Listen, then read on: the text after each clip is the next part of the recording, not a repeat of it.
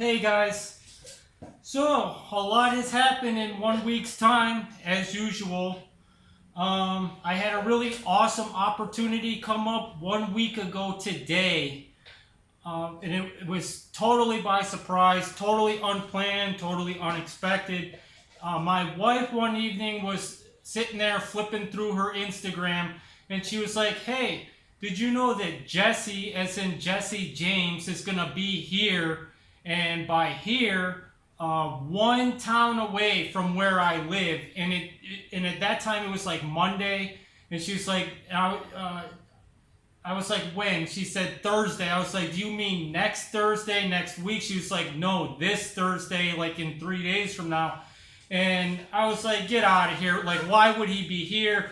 And it turned out that it was more of an industry event at a paint shop here in Richardson, Texas, which is, like I said, one town away from where I'm at here in Plano.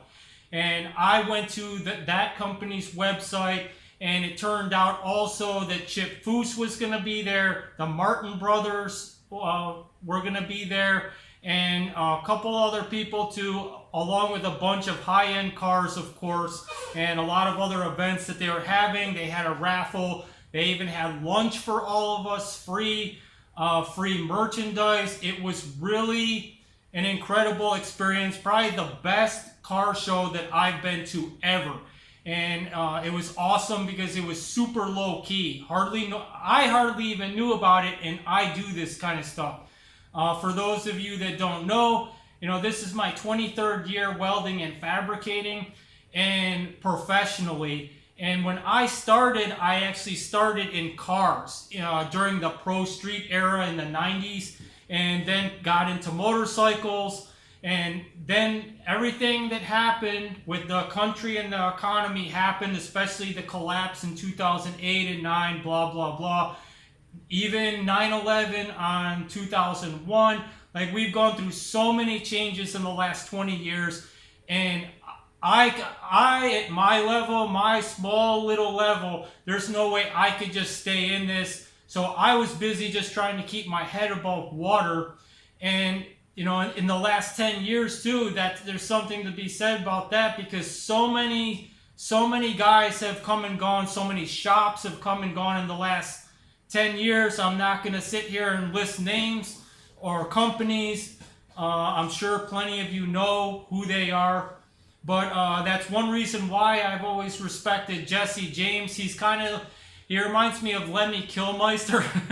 Lemmy Kilmister from Motorhead, or Ozzy Osbourne. Like, the dude just keeps going.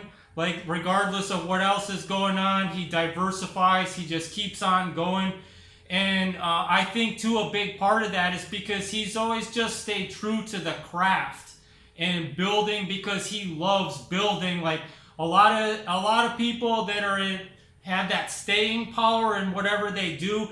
To me, I've always noticed it's because they do it because they truly love what they're doing. So it's like me, like I would be doing this money or no money, or they do it fame or no fame. They just love to do that thing. They love their work, and that's why they're still around. Like, the dudes, they got into it for money only. Like, every time they're like here one day, they run maybe 2-3 years, maybe if they're lucky 5-7 years, you see them in the spotlight, and then it's just all gone.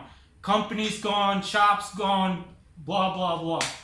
So I've always respected Jesse. A lot of people have different opinions on him, which are neither here nor there. I always separate, including for myself, I separate skill in my work and my talent from me as a person. And I do that. I try to do that with everyone, because you may have a lot of talent and a lot of skill, but that doesn't say anything about who you are as a person.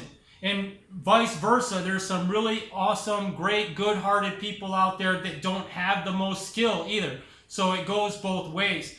But that being said, I dropped everything, because that was on a Thursday, that event, and I dropped everything, rescheduled stuff to make the event last minute. And my wife even went with me. She took the day off work. And anyhow, there he is. When I got to meet him. And he was awesome enough to sign the inside of my hood. Which he actually had these flyers there that he was signing for people. So I was kind of like, well, I hope he doesn't think I'm a dick for asking him to sign the inside of my hood. But he did. And he was very nice about it.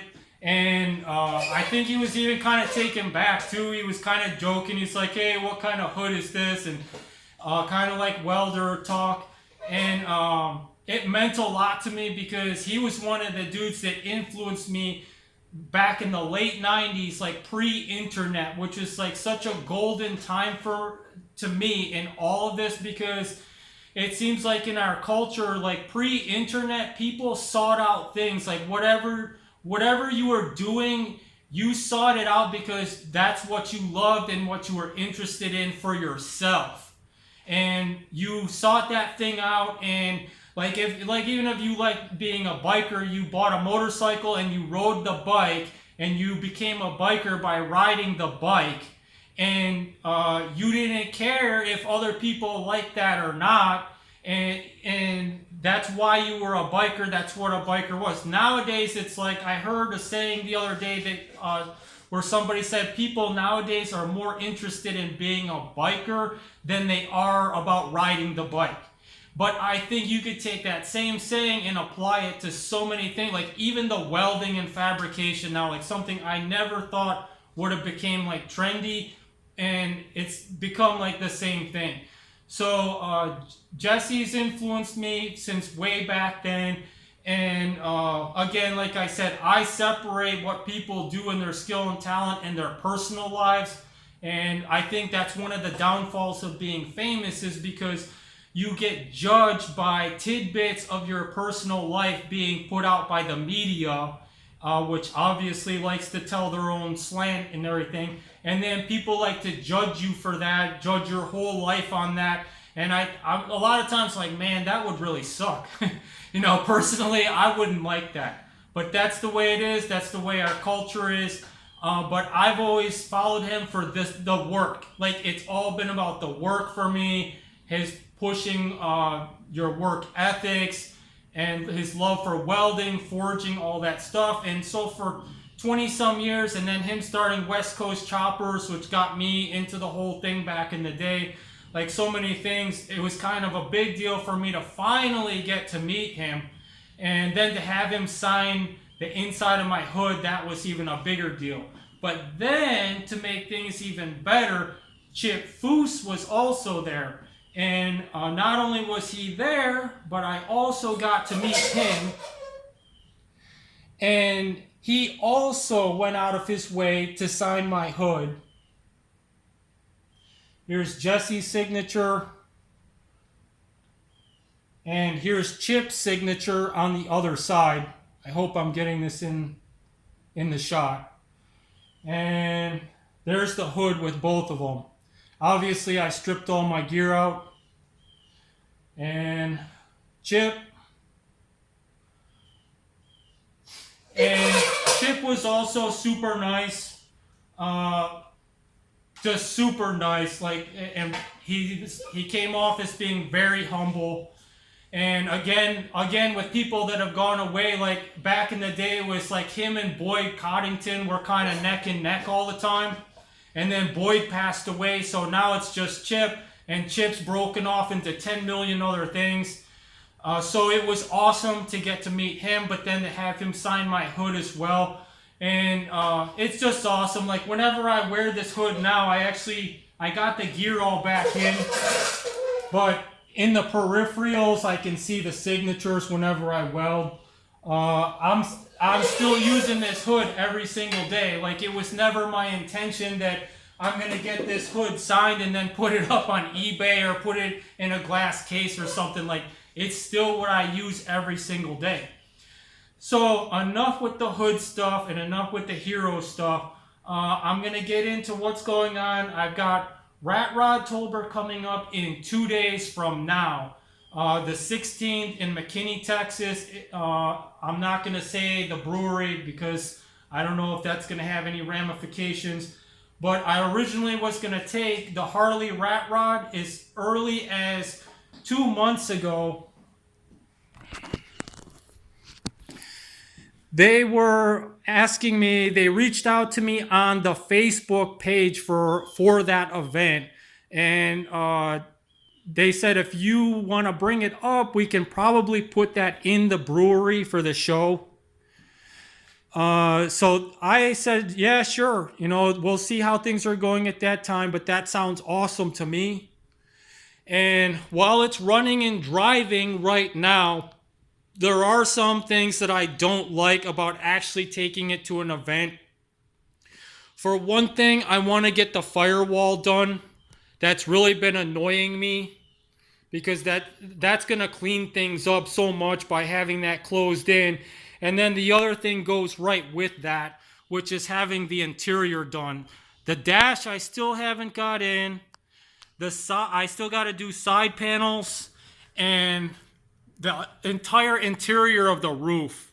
It's still open, which it doesn't really bother me that much. But if I'm taking it to a show, I got to get that. And then the same thing goes for the inside of the trunk. I want to get that more finished off.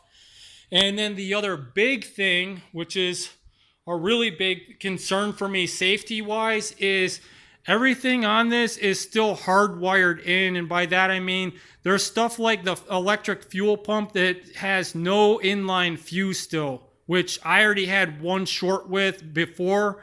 I was lucky enough to smell and see the burning plastic on the wire, so I got the battery unhooked before stuff actually caught on fire. And I've got the rectifier going to the battery is on a 30 amp auto relay breaker. And there's a 30 amp auto relay breaker right here. That's the hot for the ignition. But everything else, the ignition switch and the start button, it's all hardwired in. I still haven't got the fuse block wired in yet. So there's a concern with that for me as far as taking it to an event. And the other big thing was also there was no, and I told him this at the time, I'm like, what class would I even put this in? Because the thing is like a total Frankenstein, like it's basically a car made of all motorcycle stuff. Motorcycle sidecar, motorcycle engine, it's all motorcycle chain drive. But it's got 4 wheels on it. So while it totally qualifies as a Ratrod or a Frankenstein, there's not really a car class to enter it in. Although it would be awesome to take to the show, obviously. I think it's totally befitting the show.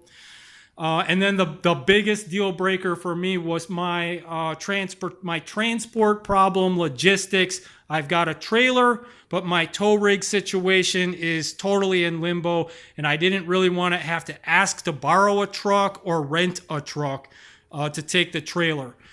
So all things being said, I'm like, nah. I was like, I'm going to go ahead and leave it here this year and wait till it's done right and I get the other stuff sorted out. Hopefully it's not sold before next year's show, and I'll have it there then. And the last couple of days, I took this out from under plastic, my show e-bike, and I've been working on that. It sits under plastic most of the year now. I finished this bike at the end of 2019, and it helped me win the Bug Bike and Euro Show in Dallas. And ever since then, it's just been under plastic. And I just got this headlight changed out. This monster 8-inch headlight was on there. And I've got this new billet aluminum one. I think it's like a 5 3/4. It's a lot smaller. And all aluminum, which I like, no plastic junk. And of course, with the change out, I had to cut the brackets off for that, which were on the sides, and make all new mounting for this. And then, of course, do paint surgery where I took the old stuff out. And right now I got to do some paint work, tiny paint work on it. Because the thing's only got like 170 miles on it since I finished it. But you know how it goes. Like you get like little rock chips and stuff like this right here. Just stupid stuff. I mean, that's how it goes whenever you use things. So I'm trying to get that stuff sorted out right now. And just dumb stuff that it's been needing. It's probably stuff that nobody would even notice besides me. But I'm picky like that. And there's a video on this bike. It's 1440 watts. Giant rotors, front and back. These webs on the swing arm and fork are all aluminum. Those were kind of a pain in the ass to make, having to TIG weld those all up.